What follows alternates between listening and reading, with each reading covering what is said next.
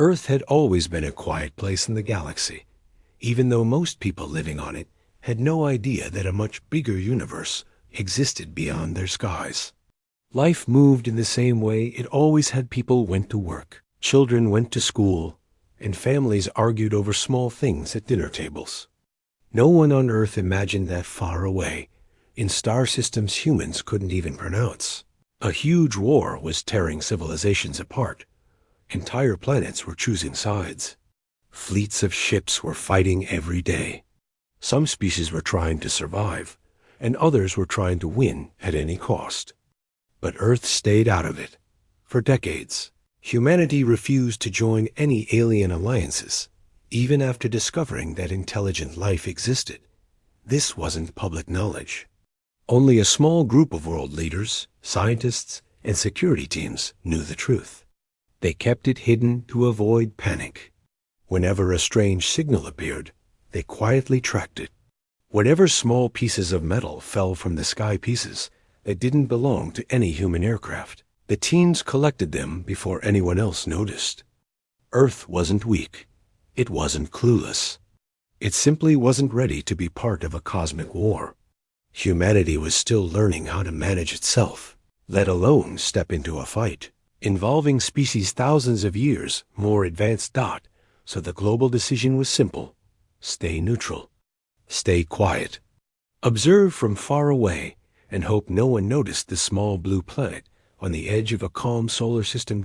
For many years, this strategy worked. The galaxy was busy fighting its own battles, and Earth looked too insignificant to bother with. Some alien factions saw humans as nothing more than a developing species, curious but harmless. Others didn't even know Earth existed, but everything changed on a warm afternoon when the sky split open. Most people on the planet thought it was a meteor. Cameras caught a bright streak of light cutting across the clouds. Social media exploded within minutes. People posted videos asking if it was an asteroid or a satellite burning up in the atmosphere. No one guessed the truth. Far out over the Kulu Pacific Ocean, a research outpost operated by a small mixed team of scientists was going through a normal day. Their work usually involved studying deep-sea temperatures, not expecting visitors from outer space. They heard the rumbling before they saw anything. The windows shook, and one of the researchers dropped their tablet when the ground vibrated under their feet.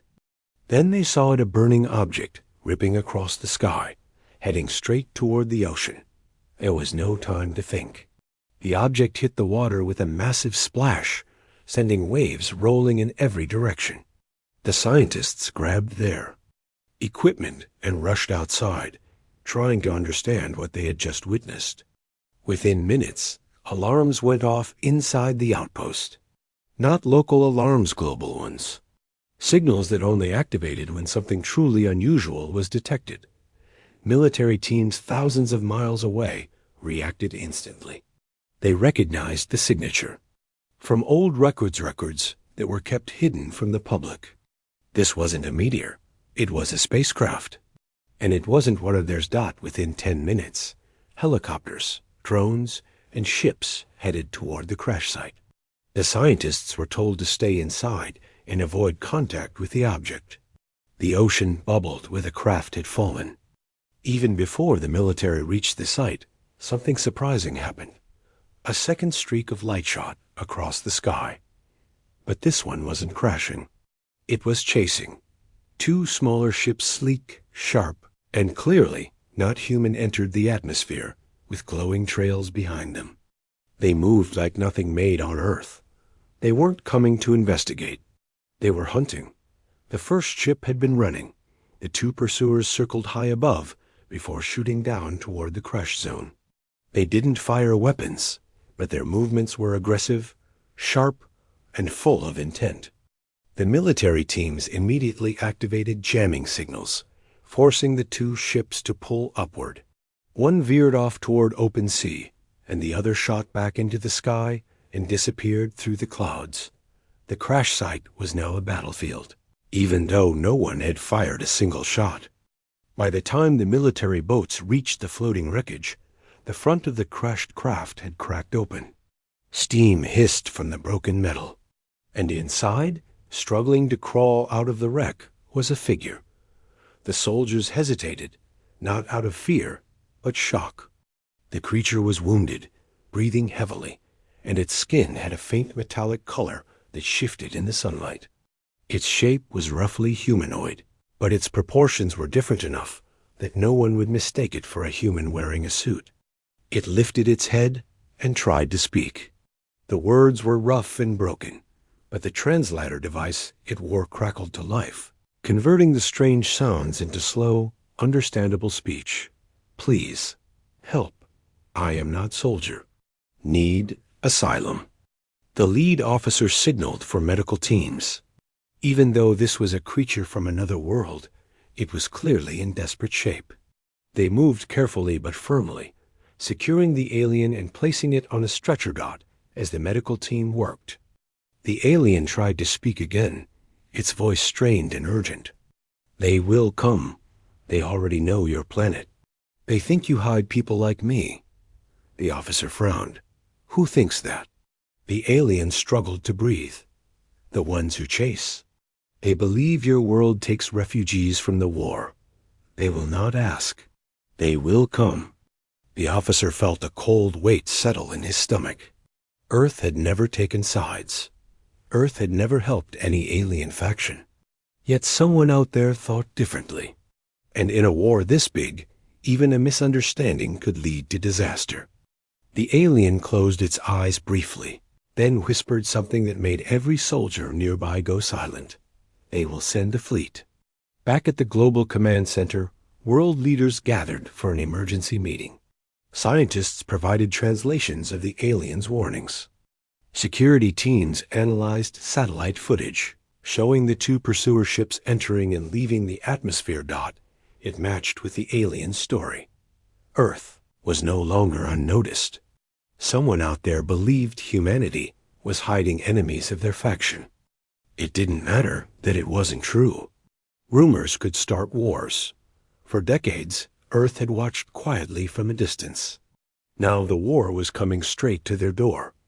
Leaders argued about the best course of action.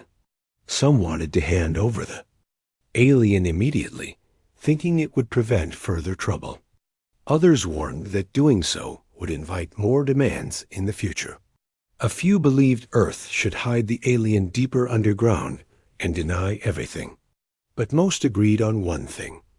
They needed more information before making any risky decision. Meanwhile, the alien was treated carefully in a secure medical unit. Scientists examined the strange technology attached to its suit. Doctors monitored its vital signs, amazed by the differences in its biology. The alien spoke slowly, but every word added to the growing fear that Earth was now caught in the middle of a conflict much larger than itself. The alien explained that its faction wasn't powerful. It was one of the smaller civilizations trying to survive in a war dominated by two major groups. It had escaped a destroyed ship and hoped to find safety on a planet rumored to be neutral and peaceful. It found Earth by accident, but the enemy believed Earth had already aligned with one of their opponents. They assumed the human silence was a tactic, not innocence. Your planet is quiet, the alien said softly. Too quiet. They think you hide strength. But Earth wasn't hiding strength. Earth had no fleets, no alliances, no advanced tech, at least not compared to the civilizations fighting out there. Humanity's greatest defense had always been its anonymity. That time was over. As night fell across the globe, the alien delivered one final warning, its eyes dimming from exhaustion. They will send a ship first, a scout, then more. They will ask questions. You must answer wisely. They do not like weakness. Earth had always stayed neutral, but now neutrality wasn't an option. The galaxy was coming to ask questions, and the planet was not ready for the answer. Everyone in the command center knew one thing with painful clarity. Earth's quiet days were over. The day after the crash, the world seemed to move as usual, but underneath the normal routines, everything had changed. People went to work, children went to school, and traffic flowed in busy cities, but none of them knew that the quiet blue planet they called home had suddenly become part of a galactic story, far bigger than anyone could imagine. At a remote military base near the crash site, teams worked around the clock to examine the alien vessel. It was unlike anything humans had ever seen, sleek, lightweight, and covered in materials that didn't match anything on Earth. The metal shimmered strangely, almost like liquid glass, and the interior was lit by soft pulses of light that shifted in color. Engineers and scientists struggled to understand the technology, but every discovery left them more amazed than the last. The alien, now stabilized, sat on a medical bed, its breathing slowly returning to normal. Its metallic-colored skin reflected the light in subtle ways, and its eyes held a sharp intelligence that made the humans watching it feel both curiosity and unease. Every word it spoke seemed carefully chosen, as if the alien understood more about human behavior than humans did about it. "They will come," the alien said again, voice low but steady. "Your planet will be tested." A military officer frowned. "What do you mean by tested? Are you talking about war?" The alien shook its head weakly. "Not yet. First, they watch. They see. They probe. Small ships, drones, then fleets may follow. They assume you help others, even when you do not. Misunderstandings can be dangerous." Scientists took notes feverishly. Every word mattered. The alien had barely survived one chase, yet it spoke calmly, almost as if it expected humans to act wisely. At the same time, the officers around it realized how unprepared Earth truly was. Humans had spent decades ignoring the wider galaxy, thinking neutrality would keep them safe. Now neutrality alone would not be enough. In the days that followed, the military increased surveillance over the planet's skies. Satellites scanned every corner of the atmosphere. Early warning systems were tested and retested. Unmanned drones patrolled remote areas. Humans realized that they were about to face a visitor unlike any they had ever prepared for. Meanwhile, global leaders held secret meetings. They knew the alien was telling the truth. Independent sensors from deep space observatories had already noticed unusual activity. Small scouting ships were approaching the solar system, but nothing had landed yet. Scientists calculated trajectories. Military advisors debated how much force to use if the scouts acted aggressively. Diplomats tried to predict the aliens' behavior. For the first time, humanity had to think not just about its neighbors on Earth, but about civilizations that existed light years away. The question at the center of every meeting was the same: how should Earth respond? Some argued that showing weakness would invite invasion. If humans panicked, the scouts or fleet would interpret it as fear, making the planet an easy target. Others suggested hiding the alien and pretending nothing had happened, hoping that the scouts would pass by without noticing the planet. A few voices proposed a more daring approach. Contact the alien factions openly. Try to explain that Earth had no involvement in their war, and hope for understanding.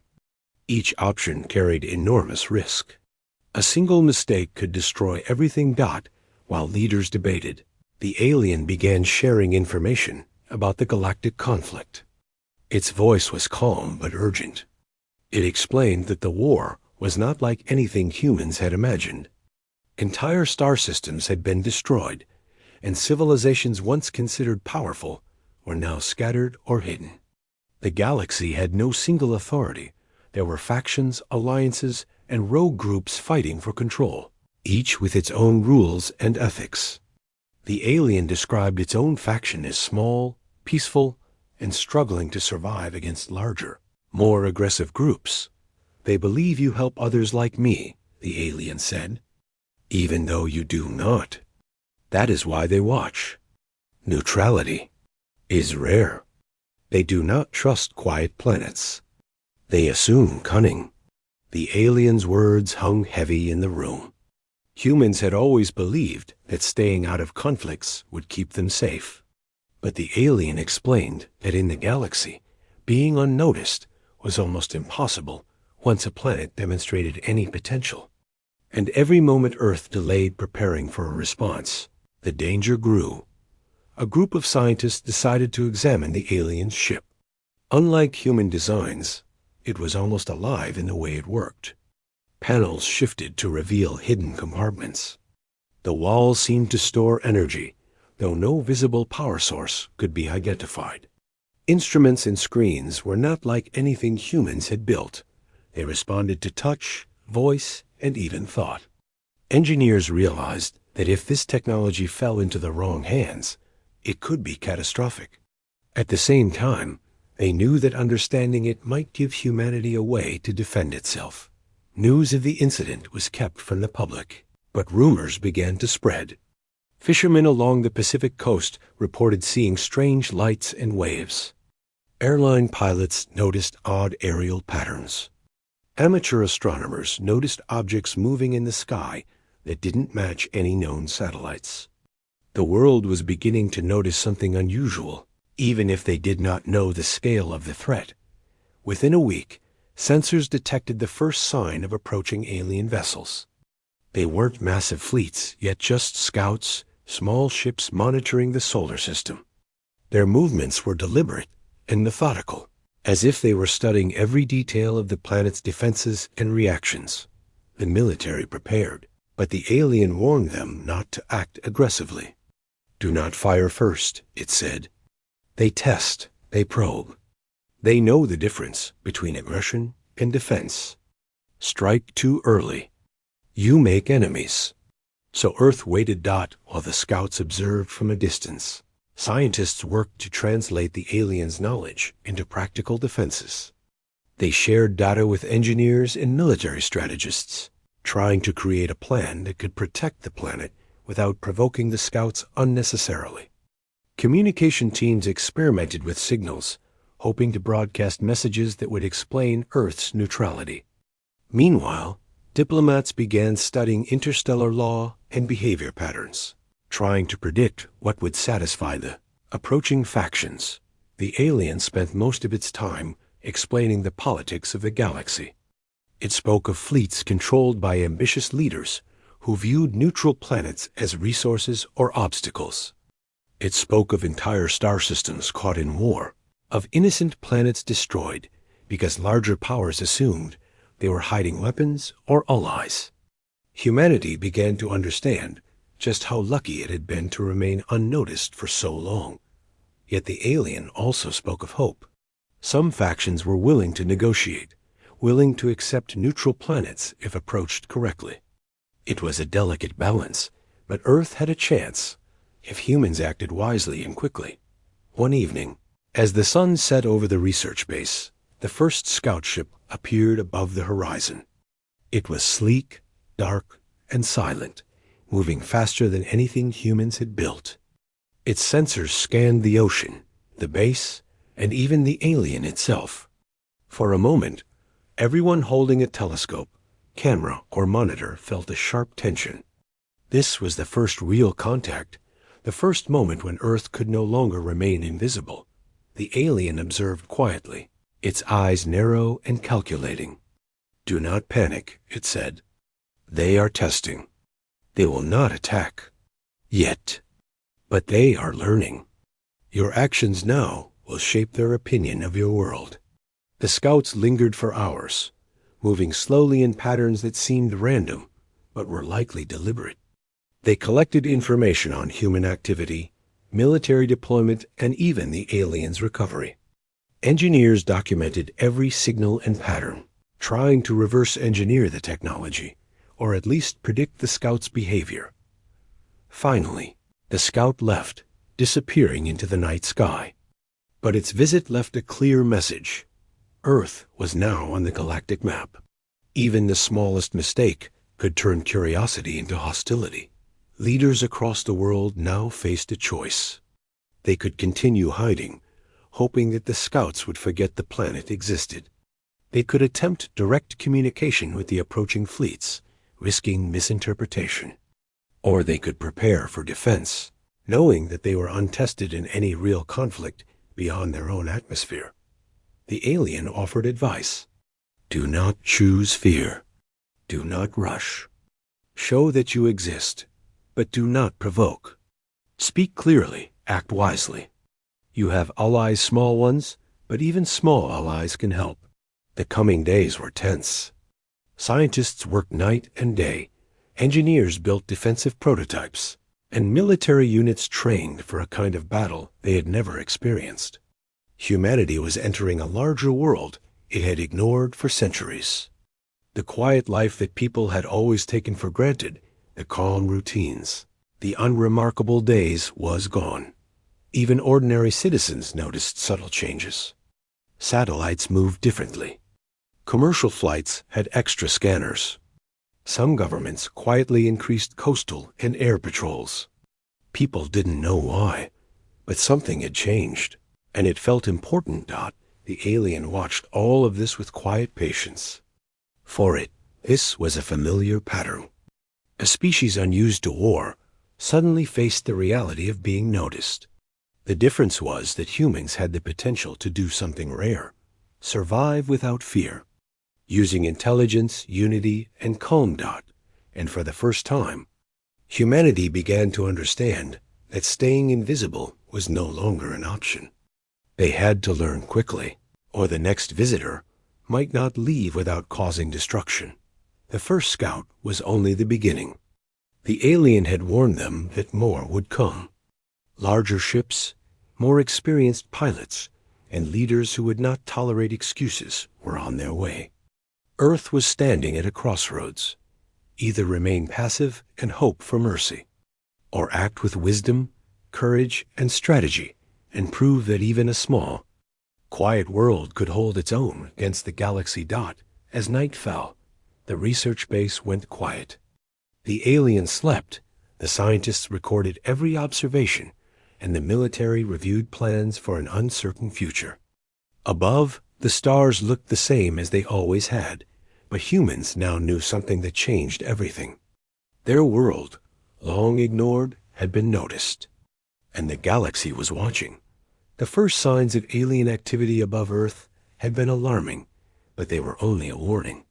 The real test came a few days later when the scouts returned, this time closer, faster, and with a more purposeful presence. Satellites picked them up first. Military radar systems blinked with new signals that didn't match anything humans had cataloged before.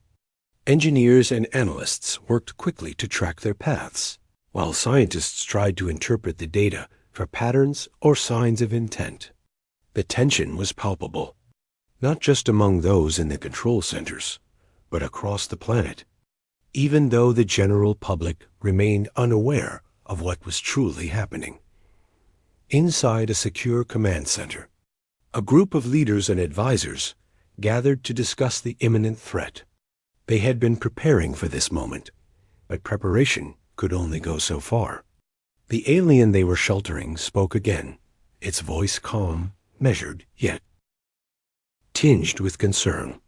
They have questions, it said. They test first.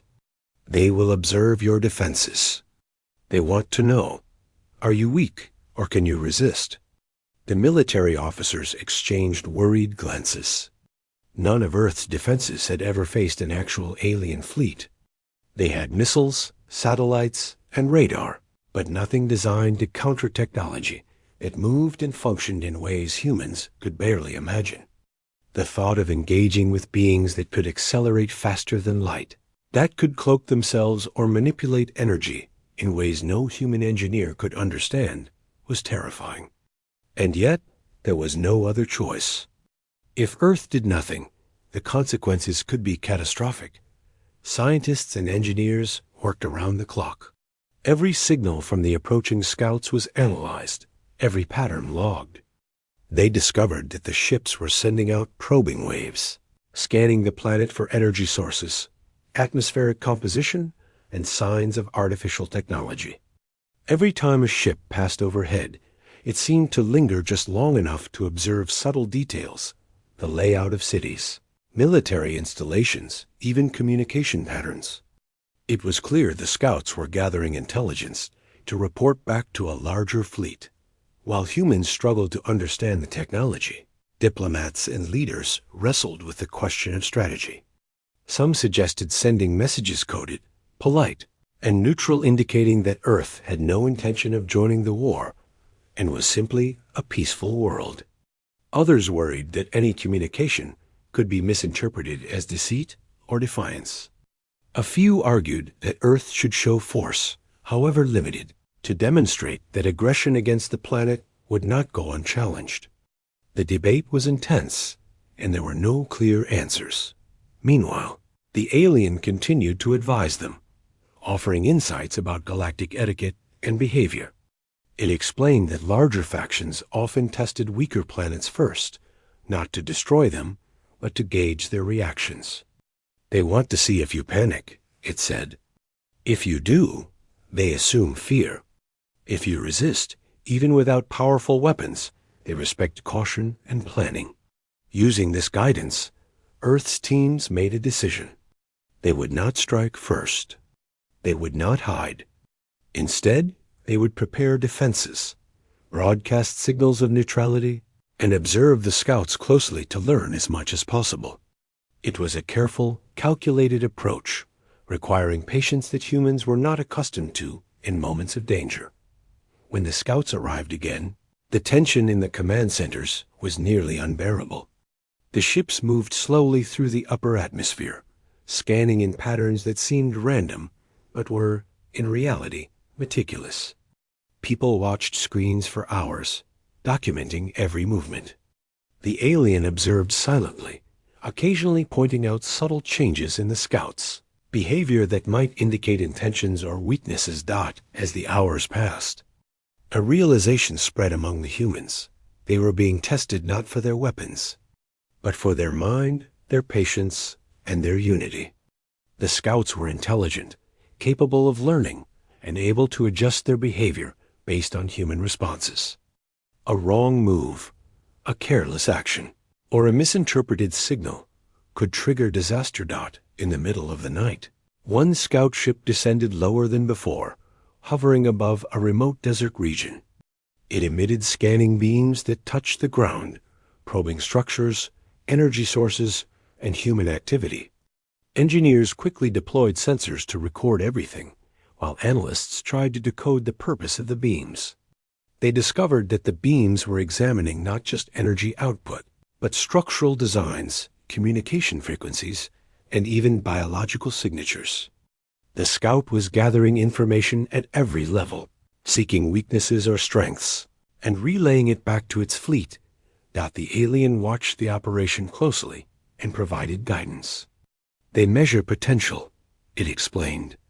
They do not care for fear, but for confidence. Small worlds that can act logically and show planning are respected, even if their technology is limited. Worlds that panic or strike without understanding are destroyed. Humans began to see the value in patience and observation. They realized that the alien had survived not because of force, but because of careful navigation, quick thinking, and strategic retreat. These lessons were applied to Earth's defense planning, shaping a strategy that relied on intelligence, coordination, and calculated displays of capability rather than outright aggression. As the scout hovered over the desert, drones and remote sensors collected unprecedented data. Scientists marveled at the design of the ship, noting materials that seemed alive, surfaces that adapted to light, and controls that responded to touch, thought, and subtle energy signals.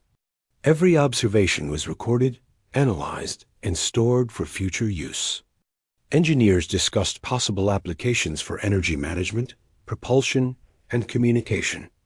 Although humans were far from understanding the full technology, even small insights offered hope that Earth could protect itself if necessary. By morning, the scout retreated, disappearing into space. Analysts compared the data from this observation to previous encounters. discovering patterns that suggested the fleet's next moves. They predicted possible approaches, scanning behaviors, and even the likelihood of larger ships arriving. Earth now had valuable intelligence. Though it was still untested against a true fleet. In the following days, tension remained high. Military teams trained, scientists refined detection systems, and diplomats prepared communication protocols. The alien became a central figure, offering insights, guidance, and warnings. Its presence reminded humans of the larger universe, the stakes involved, and the consequences of their actions. Ordinary life continued on Earth's surface, largely unaware of the events unfolding. Children played in parks, workers commuted to offices, and news cycles discussed ordinary matters. But behind the scenes, humans were learning to think like participants in a galactic community, even if that community was hostile, suspicious, or unpredictable. One evening, as teams reviewed data from the scouts, the alien spoke quietly to a group of scientists. They do not expect destruction, it said. They expect logic, patience, and clarity. If you show them chaos or panic, they will assume weakness. If you act wisely, even small actions will gain respect. The words resonated. Humans had long believed that strength meant weapons, numbers, and force. Now they understood that strategy, intelligence, and unity could be just as powerful. This insight shaped the way Earth would respond to the next wave of scouts, and eventually to the approaching fleet. Meanwhile, satellites detected more ships approaching from different directions. The scouts were not acting alone. They were part of a network, a larger system of observation and reporting. Analysts realized that Earth's every move was being monitored, assessed, and transmitted back to a fleet somewhere in space. A single misstep could be noted, discussed, and acted upon. The world's leaders faced another critical decision. Should they attempt communication, try to show peaceful intentions, or maintain silence while preparing defenses?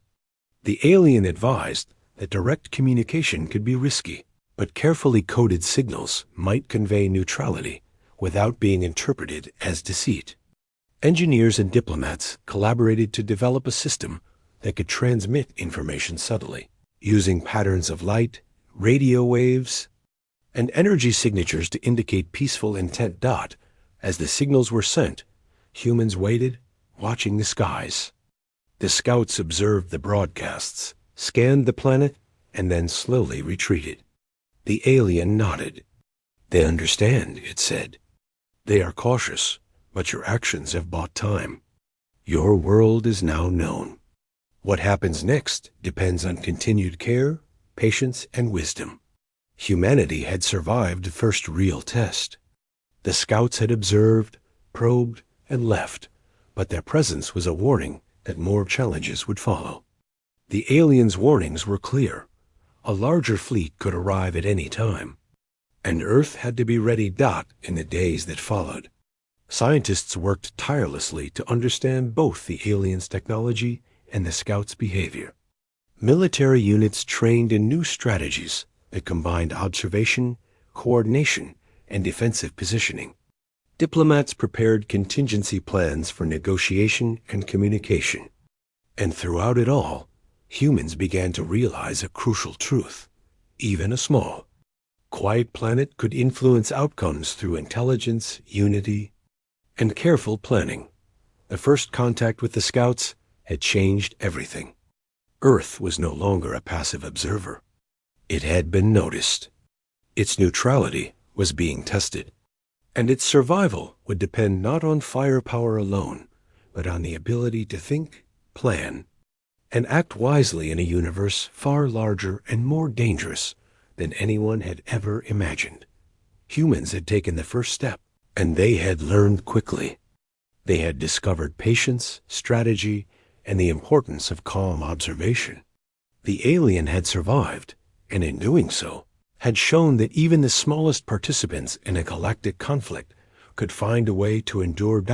As night fell over the planet, teams and command centers reviewed every piece of data, every observation, and every calculation. The scouts might have retreated for now, but their presence was a constant reminder that Earth was now on the map. The planet was no longer invisible, and the galaxy was watching. And for the first time, humanity began to truly understand what it meant to be part of a universe that was far bigger, far older, and far more dangerous than they had ever imagined. Earth had survived its first encounter with the scouts, but the leaders, scientists, and military teams knew that the planet could not rely on luck again. Every passing day brought a new challenge, a new observation, a new potential threat. Humanity now faced the reality that even a small planet could be noticed by larger powers, and that visibility could be dangerous if handled poorly. The alien, recovering slowly, began sharing more about its technology and the tactics of the larger factions. While humans had studied pieces of the crashed ship, there were still mysteries that could hold the key to survival. The alien explained how its faction had learned to defend itself without relying on weapons as destructive as those used by the larger fleets. Instead, they focused on adaptation, strategy, and exploiting the weaknesses of their opponents. Scientists listened closely. For decades, humanity had believed that power came from sheer force, missiles, bombs, and armies. But the alien described a different kind of strength, one that relied on intelligence, planning, and the clever use of energy. Its vessel, it explained, could manipulate gravitational fields to move silently, absorb energy attacks, and emit protective shields that made it almost untouchable. Even the smallest misstep by an enemy could be exploited. The concept fascinated humans. Engineers, physicists, and military strategists realized that Earth could adapt some of these principles. While they did not yet have faster-than-light engines or weapons capable of tearing apart planets, they did have something powerful: ingenuity, creativity, and the ability to work together under pressure. Work began immediately. Teams across multiple countries collaborated, sharing data and theories, often for the first time without secrecy between nations. Satellites were upgraded with sensors capable of detecting unusual energy patterns in orbit. Ground-based facilities were connected to a global network that could coordinate responses in real time. Communication channels were prepared to send signals, not only to any approaching ships, but also to attempt subtle diplomacy. Meanwhile, engineers began to experiment with a concept that could give humanity a unique advantage. Using fragments of alien material salvaged from the crash, combined with existing Earth technology, they worked on creating a new type of defensive shield. Unlike traditional armor or missile systems, this shield would not block attacks with brute force. Instead, it would disrupt incoming energy, making it nearly impossible for conventional weapons to function. It was an idea inspired directly by the aliens' technology, adapted to human understanding. The first prototypes were small, covering only a research facility in the desert. Scientists tested them carefully, sending controlled energy pulses to observe reactions. The results were encouraging. The shield absorbed and redirected the energy without damage, confirming that the concept was viable.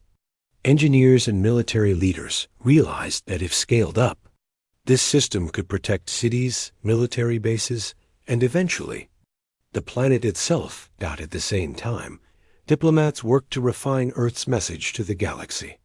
They wanted to make it clear that the planet remained neutral and peaceful, but that it was capable of defending itself if necessary.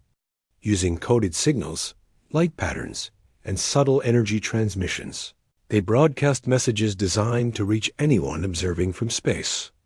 The goal was simple: make the planet understood without provoking aggression. Despite all the preparation, tension ran high. Every new signal from space could be a scout, a test, or the advance of a larger fleet. Humans had to learn patience and observation, the same lessons the alien had taught. Every move was calculated, every reaction analyzed, every choice debated. The margin for error was small, but the determination to survive was enormous. One night, While engineers monitored the first large-scale shield test in orbit, the alien spoke to the team. Its voice was calm but firm. "They will test you again," it said. "This is expected.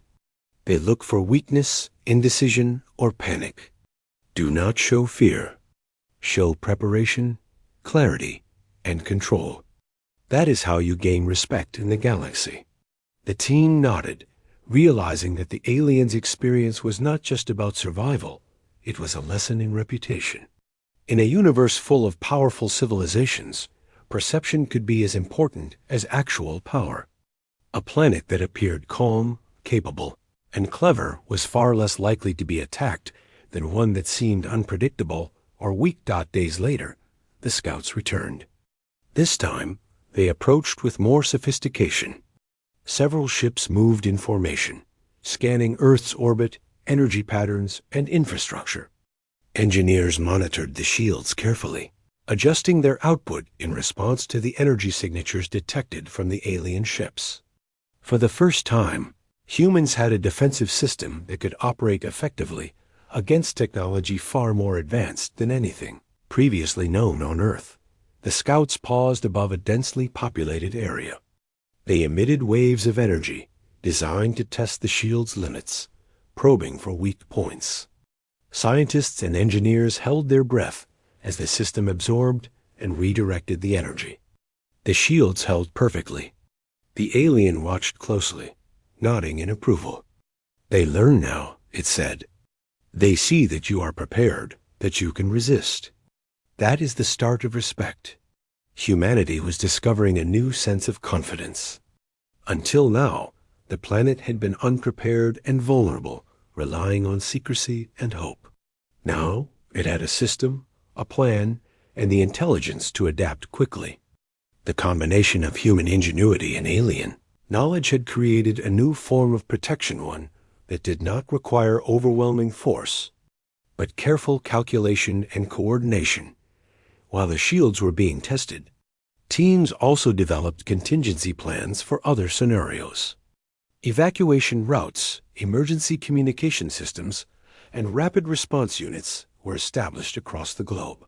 Military forces practiced deploying small but coordinated strikes designed to disrupt enemy probes without escalating into full-scale conflict. Scientists created simulations of potential fleet encounters, analyzing strategies for both defense and diplomacy. Every decision was weighed carefully, with the understanding that one misstep could be catastrophic. The alien explained that the galaxy was full of factions, each with its own priorities and rules. Some respected intelligence, planning, and restraint. Others valued aggression and speed above all. Humanity had to navigate both types carefully. "Your world is small," the alien said, "but small worlds that act wisely can survive and even gain influence. Do not underestimate your own potential." As the days passed, humanity's efforts began to pay off. Scouts returned intermittently, but each encounter taught humans more about alien technology, behavior, and strategy. Defensive systems were improved, communication protocols refined, and contingency plans updated. Slowly, Earth was learning to operate not just as a planet, but as a participant in a larger, more complex universe. For ordinary people, life remained mostly unchanged on the surface. Children played in parks, workers went to offices, and communities carried on with daily routines. But behind the scenes, humanity had transformed. Scientists, engineers, diplomats, and military personnel were learning to coordinate on a scale never attempted before. The planet had become a single, unified system for survival. The alien became both teacher and advisor. It demonstrated subtle ways to analyze energy patterns, interpret signals, and anticipate movement. It shared knowledge of camouflage, deception, and restraint, all drawn from centuries of survival in a galaxy filled with far stronger powers. Humans absorbed these lessons eagerly, realizing that intelligence and planning could often be more effective than brute strength.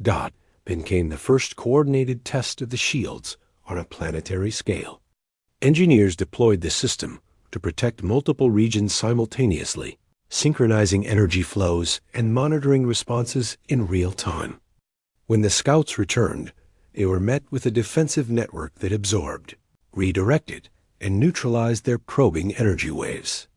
For the first time, Earth was not just surviving, it was asserting its presence in a subtle but unmistakable way. The scouts retreated slowly, transmitting observations back to their fleet. The alien explained that the message sent by the defensive systems had been interpreted. Earth was not weak. It was cautious, intelligent, and capable. Even a small, previously unnoticed planet could now command attention and respect. Humanity had discovered something remarkable.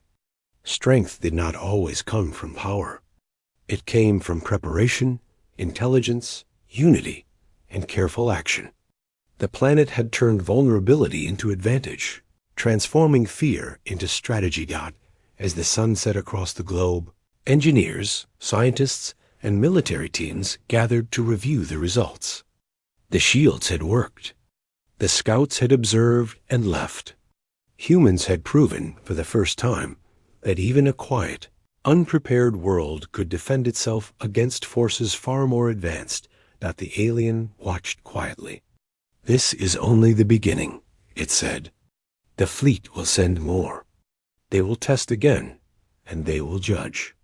But you have taken the first step. You have learned to turn observation into advantage, vulnerability into strength. That is what small worlds must do to survive." For the first time, Earth's leaders and scientists realized that the planet could not only survive the attention of the galaxy, it could influence it. Humanity had learned that careful action, intelligence, and unity could create respect where once there was only ignorance. And as night fell, Earth looked up at the stars with a new understanding. The galaxy was vast, dangerous, and unpredictable. But for the first time, humanity felt that it could meet the challenge. Not with fear, but with knowledge, planning, and a quiet but undeniable strength. Even though Earth had successfully defended itself from the scouts, everyone knew that the challenge was far from over. The alien had warned that observation would soon be followed by more direct action. And sure enough, it didn't take long for the next test to arrive. This time, the danger came not from orbit, but from the surface itself. It began with small incidents. Remote surveillance stations reported unusual activity in desert regions and isolated forests. Drones picked up strange heat signatures, and sensors detected energy emissions that did not match anything human-made. At first, it seemed minor, almost like glitches. But the alien warned the teams that these signals were not random. They were probing for weaknesses, testing how humans would respond to intrusion. Military units were mobilized immediately. Teams trained to respond to threats on the planet's surface, but nothing in their experience had prepared them for extraterrestrial intruders. They moved cautiously, aware that a single misstep could trigger conflict. Their instructions were clear: contain, observe, and report. No unnecessary aggression. The alien emphasized the importance of restraint, explaining that excessive force could provoke retaliation from the larger fleet. Then, in a remote desert region, the first intruders were discovered. Small alien squads had slipped past orbital defenses, moving quickly and silently across the sand. Their mission appeared simple: gather information, locate the refugee alien, and test human readiness.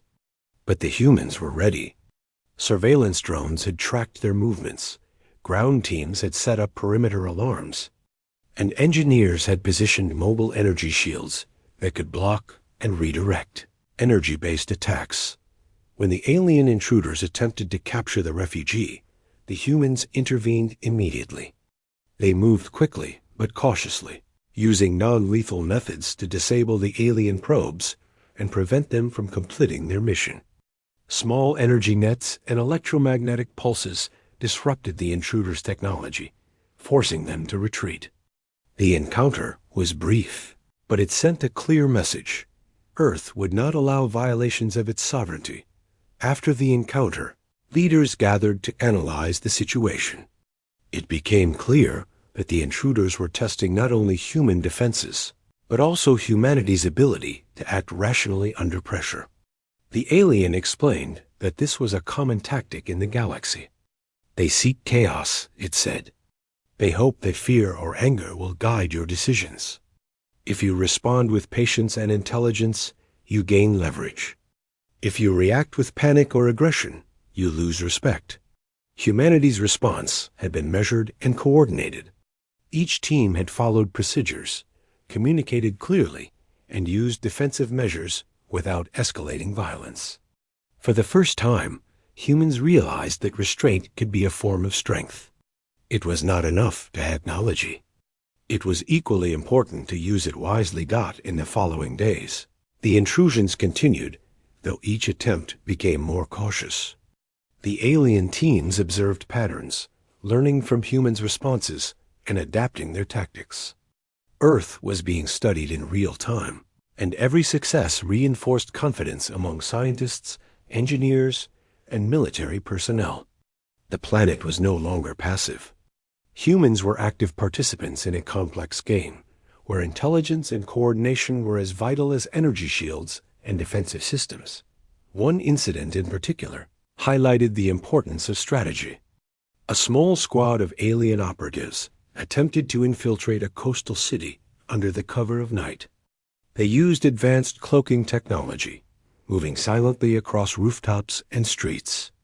Local security forces detected them using a combination of infrared sensors, acoustic monitoring, and predictive algorithms developed from prior observations of scout behavior. The response was swift and precise. Teams deployed electromagnetic traps that neutralized the cloaking devices, allowing the intruders to be tracked. Drones created barriers that confined the squad to a small area, preventing escape without direct combat. At no point did humans fire lethal weapons. Instead, the intruders were contained and observed until they retreated, leaving behind valuable intelligence on their technology and tactics. The alien watched this operation with approval. "You have learned quickly," it said. "The galaxy does not respect recklessness. It respects control, preparation, and clarity. Every action you take now sets the tone for future encounters. You are showing that your world is not easily intimidated." Leaders used these events to refine Earth's approach. Contingency plans were updated, emergency response teams were expanded, and communication networks were reinforced to ensure that information flowed without delay. Scientists and engineers continued to develop improved defensive technology, combining energy shields, detection systems, and adaptive response protocols into a cohesive network. Meanwhile, diplomats worked behind the scenes to send subtle messages beyond Earth's atmosphere. They used encoded transmissions that emphasized neutrality, intelligence, and restraint. The goal was to communicate the planet's intentions without revealing weaknesses or provoking aggression. These signals were designed to reach any observing alien faction, reminding them that Earth was not a threat, but also not a passive target.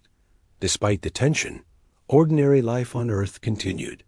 Markets, schools, and public spaces remained open. People noticed strange lights in the sky, unusual reports in the media, and subtle increases in military presence, but most assumed these were natural phenomena or classified military exercises. Behind the scenes, however, humanity was learning a new kind of vigilance, one that combined technology, strategy, and calm decision-making. Over time, patterns emerged. The intruders' attempts to probe, infiltrate, and test human responses became predictable. Teams could anticipate movements, deploy defenses proactively, and gather intelligence without direct confrontation. Each successful operation strengthened confidence, demonstrating that a coordinated, intelligent response could turn potential danger into an advantage. One particularly tense moment occurred when a small group of alien operatives attempted to sabotage energy facilities. Their goal was likely to disrupt communication networks and testing stations, creating confusion. Humans responded by deploying mobile shields and energy dispersal systems, containing the threat without causing unnecessary damage. Engineers quickly repaired minor disruptions, while analysts recorded data on the operatives' methods. Once again, the intruders retreated, leaving humanity in control. The alien explained why these tests were so important. "They want to see how your world reacts under pressure," it said.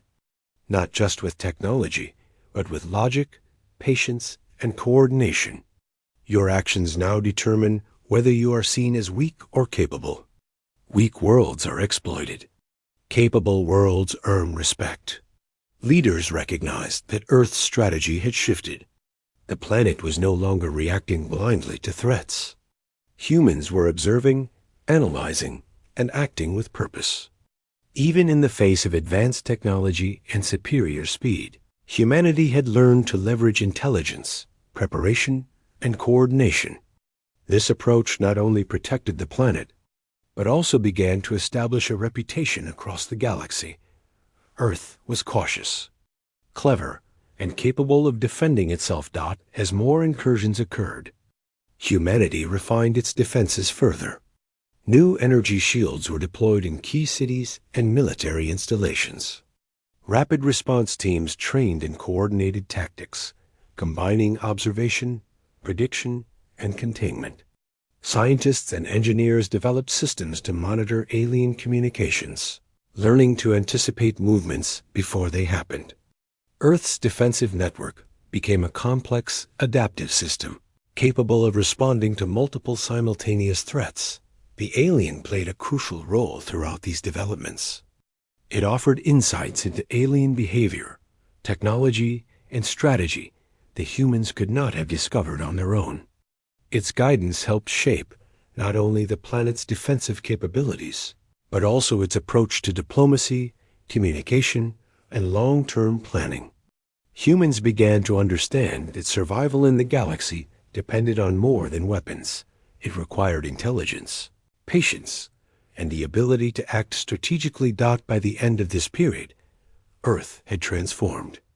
The planet was no longer a passive observer of the galaxy, nor a helpless target for testing. Humans had created a network of defenses, a system of intelligence gathering, and a strategy for responding to threats with clarity and restraint. The first incursions had been repelled, and the planet had learned valuable lessons about its own capabilities. Even ordinary citizens unknowingly contributed. Power grids, communication networks, and transportation systems were quietly reinforced to handle unexpected emergencies. Scientists studying space and atmospheric phenomena monitored energy patterns and signals that could indicate alien activity. Engineers refined technologies inspired by the alien's ship, improving efficiency and adaptability. Humanity had become a single, coordinated system, learning to survive in a universe far larger and more dangerous than ever imagined. The alien watched all of this with satisfaction. "Your world is small," it said, "but you have shown intelligence, preparation, and restraint. These are your greatest strengths. Even a small planet can influence the galaxy when it acts wisely.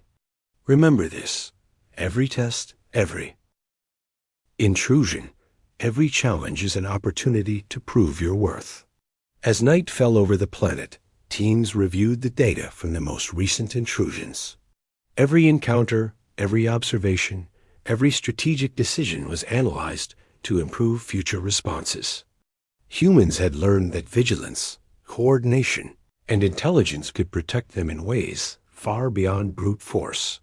For the first time, Earth's leaders and citizens understood that survival in the galaxy was not only about technology, but about strategy, patience, and clarity of action. The incursions had tested their ability to respond under pressure, and humanity had passed. The planet was no longer weak. It was cautious, prepared, and capable of defending itself while maintaining its peaceful intentions. And as the stars shone above, Earth looked outward with confidence. The galaxy was still vast, unpredictable, and dangerous. But humans had proven that even a small world could survive, adapt, and earn respect. The lessons learned during these intrusions would shape the planet's approach to the future, preparing humanity for challenges that had once seemed impossible. The planet had survived its first tests, defended itself against intruders, and learned to act with intelligence, patience, and coordination. But the greatest challenge was still ahead. The alien warned that the full fleet of the galaxy's more powerful factions would soon arrive, and Earth's response would determine the planet's future in ways no one could yet predict.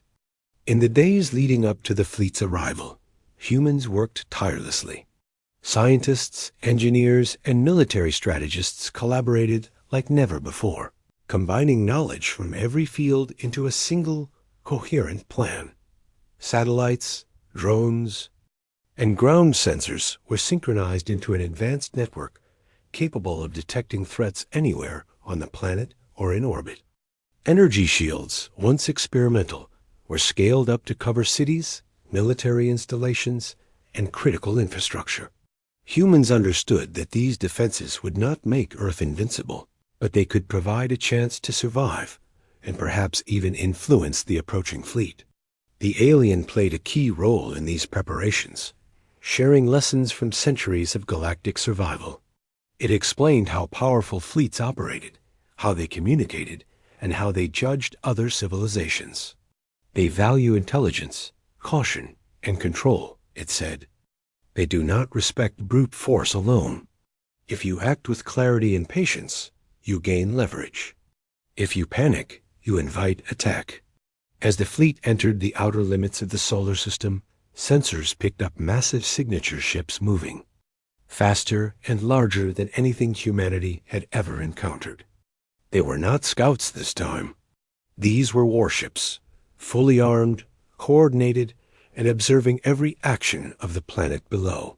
The alien confirmed what everyone feared. This was the first direct presence of the factions that had been watching Earth for decades. Despite the fear, humans had a plan. They activated defensive networks, monitored energy flows, and prepared communication channels to transmit messages of neutrality.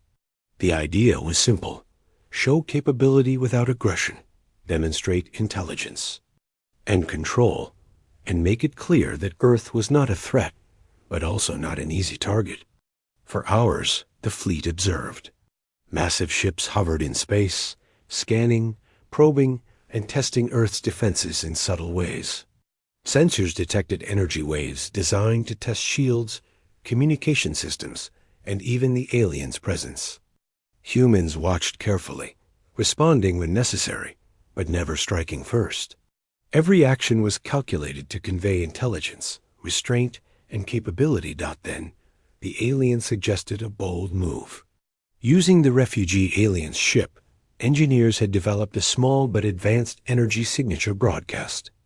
It was designed not to attack, but to communicate. The signal was subtle, demonstrating advanced technology while conveying Earth's peaceful intentions. It told the fleet, Earth is aware. Earth is capable. Earth does not wish to fight, but it can defend itself if necessary. The fleet paused. Sensors picked up the broadcast, and the alien explained that these factions were intelligent. They could interpret intention and strategy, not just raw power. For the first time, humans were communicating not with words, but with understanding, showing that restraint, intelligence, and readiness were as important as any weapon. Hours passed in tense observation. The fleet moved closer in measured patterns, scanning the planet, monitoring energy output, and assessing communication signals. Humans held their position, maintaining shields, monitoring energy levels, and observing every reaction. The alien reminded them constantly, do not act out of fear, act with purpose. Every choice matters. Finally, the fleet made a decision. Smaller ships began to retreat from the outer atmosphere, moving to a safe distance while maintaining observation. Larger ships followed, slowly retreating, leaving Earth with an important but fragile recognition. The planet was respected, not ignored. The alien explained that this was unprecedented. Few small planets had ever demonstrated the combination of intelligence, patience, and restraint that Earth had shown. Many that had panicked or attacked recklessly had been destroyed. Relief swept across the command centers. But the alien reminded everyone that vigilance remained critical. "You have earned respect," it said. "But the galaxy is vast and unpredictable. This is only the beginning. You must continue to act wisely, with intelligence and coordination. You have survived the first judgment, and that is extraordinary." In the following days, humanity reviewed every lesson learned. Engineers improved energy shields, scientists refined communication networks, and military teams adjusted protocols for rapid but controlled response. Even small advances in sensor technology or energy management were implemented across the globe, creating a network that was more adaptive and resilient than anything previously imagined. Humanity's confidence grew. Leaders realized that survival in the galaxy was not just about weapons. It was about preparation, observation, coordination, and intelligence. The fleet's retreat demonstrated that even a small world could influence perceptions, earn respect, and secure its place in a dangerous universe without firing a single shot. Meanwhile, ordinary life on Earth gradually returned to normal. Markets reopened fully, transportation resumed regular schedules, and people went about their daily routines, largely unaware of the events above them. Yet behind the scenes, humanity had changed profoundly. Every action, every decision, every technological improvement had transformed Earth into a planet capable of defending itself while demonstrating intelligence and diplomacy. The alien explained that humanity's approach would serve as a model for other worlds in the galaxy. "You have shown that restraint, intelligence, and coordination are as powerful as weapons," it said. "Small worlds can survive and even gain influence by acting wisely. Your species has learned quickly. This is rare and valuable." For scientists and engineers, the victory was both technical and philosophical. They had taken fragments of alien technology, combined them with human ingenuity, and developed a system that protected entire cities. They had learned to anticipate alien behavior, to observe patterns, and to act decisively without provoking unnecessary conflict.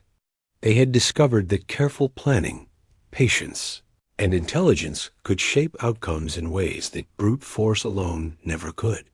For military leaders, the experience was transformative.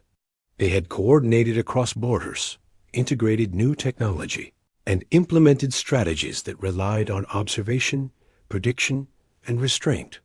They realized that in the galaxy, a single misstep could destroy entire civilizations, but careful planning and intelligence could turn vulnerability into advantage.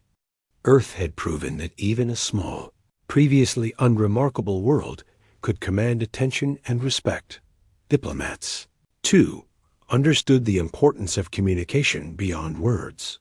The subtle signals sent to the fleet, combining energy signatures and coded transmissions, had demonstrated peaceful intentions while emphasizing capability. Humanity had learned that conveying intelligence, restraint, and coordination could prevent conflict in ways that diplomacy alone could not achieve. The alien, now fully recovered, prepared to depart. Its mission had been accomplished. Humanity had survived the attention of a powerful fleet, demonstrated strategic intelligence, and proven that a small planet could earn respect in a galaxy filled with war, suspicion, and danger. Before leaving, it offered one final piece of advice. Your world is no longer invisible. You have shown that intelligence and preparation can protect even the smallest civilizations. Continue to act wisely. The galaxy is always watching.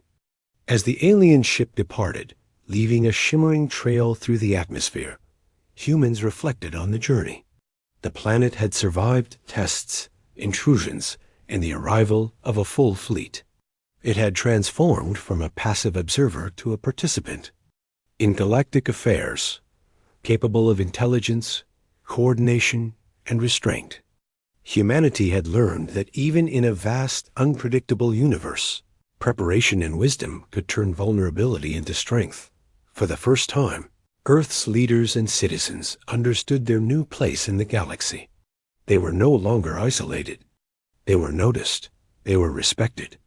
And while the universe remained vast and full of unknown challenges, humans had proven that even a quiet, small planet could survive, adapt, and command attention. Communities on Earth resumed life with renewed perspective. The sky, once merely a backdrop for daily routines, now represented